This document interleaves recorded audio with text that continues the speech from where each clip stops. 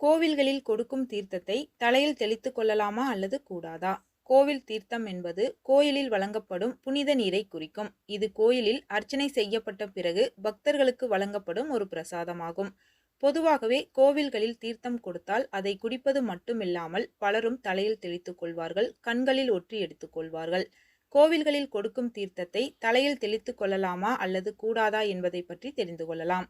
பொதுவாக பெருமாள் மற்றும் சிவன் கோவில்களில் வழங்கப்படும் தீர்த்தத்தின் மூலப்பொருட்கள் வேறுபாடு. இது அந்தந்த தெய்வங்களின் குணங்களையும் வழிபாட்டு முறைகளையும் பிரதிபலிக்கும் வகையில் அமைந்திருக்கும். பெருமாள் கோவில்களில் பெரும்பாலும் துளசி தீர்த்தம் வழங்கப்படுகிறது. இந்த தீர்த்தம் நறுமணம் மிக்கதாகவும் நோய் எதிர்ப்பு சக்தியை அதிகரிக்கக்கூடியதாகவும் கருதப்படுகிறது. பெருமாளுக்கு உகந்ததாக கருதப்படும் துளசி இந்த தீர்த்தத்தின் முக்கியமான பொருள். இதனுடன் இயற்கையான பச்சை கற்பூரம் சேர்ப்பார்கள். இது தீர்த்தத்திற்கு நல்ல மணத்தை கொடுப்பதோடு மருத்துவ குணங்களும் கொண்டது. சுவைக்காகவும் நறுமணத்திற்காகவும் கிராம்பு, ஏலக்காயும் சேர்க்கப்படுகிறது. சில கோவில்களில் மட்டும் மிகவும் விசேஷமாக குங்குமப்பூவும் சேர்க்கப்படுவதுண்டு.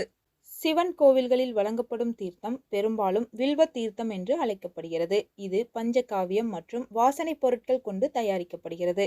இந்த தீர்த்தம் ஞானத்தையும் மன அமைதியும் தருவதாக நம்பப்படுகிறது. சிவனுக்கு மிகவும் உகந்ததாக கருதப்படும் வில்வம் இந்த தீர்த்தத்தின் மிக முக்கியமான பொருள்.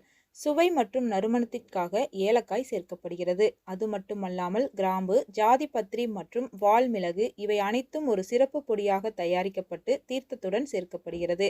பெருமாள் கோவிலைப் போலவே இங்கும் நறுமணத்திற்காக பச்சை கற்பூரம் பயன்படுத்தப்படுகிறது.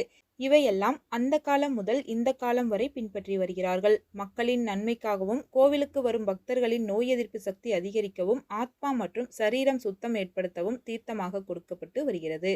இந்த தீர்த்தத்தை இடது கையின் மீது வலது கையை வைத்து வாங்கியதும் முதலில் இரு கண்களிலும் ஒற்றி எடுத்த பின்பு சிறிதளவு தலையில் தெளித்து கொண்டு பின்னர் குடிக்க வேண்டும் என்பதுதான் முறையாகும்.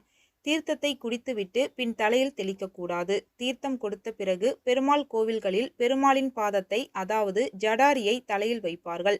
தீர்த்தத்தை வாயில் குடித்ததும் அதில் எச்சில் பட்டதாகி விடுகிறது. அந்த எச்சில் பட்ட தீர்த்தத்தை தலையில் தெளிப்பதால் பிறகு நம் தலையில் வைக்கும் ஜடாரியின் மூலம் நமக்கு பாவம் வந்து சேரும் என்பது ஐதீகம்.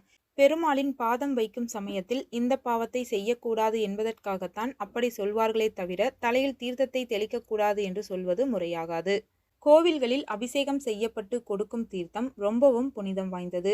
மந்திர ஒலிகள், மணியோசைகள், இறைவனுடைய சக்தி அனைத்தும் ஒன்று சேர ஈர்த்து கொண்டிருக்கும் இந்த தீர்த்தத்தை தலையில் தெளித்துக் கொள்வதால் நம் பாவங்கள் நீங்கும் என்பது நம்பிக்கை. நம்முடைய மனதில் எழும் தீய எண்ணங்கள், நம்மை தொடரும் தீய சக்திகள் அனைத்தும் விலகும். சில கோவில்களில் தீர்த்தம் 3 முறை வழங்கப்படுகிறது. இது எண்ணம், சொல், செயல் ஆகிய மூன்றாலும் செய்த பாவங்கள் நீங்க வேண்டும் என்பதை குறிக்கிறது. தீர்த்தம் உடல் மற்றும் உள்ளத்தை தூய்மைப்படுத்தும் என்று நம்பப்படுகிறது. கோவில்களில் தீர்த்தம் கொடுத்தால் கீழே சிந்தாதவாறு சிறிதளவு தெளித்து கொண்டு பின்னர் குடித்து விடுங்கள்.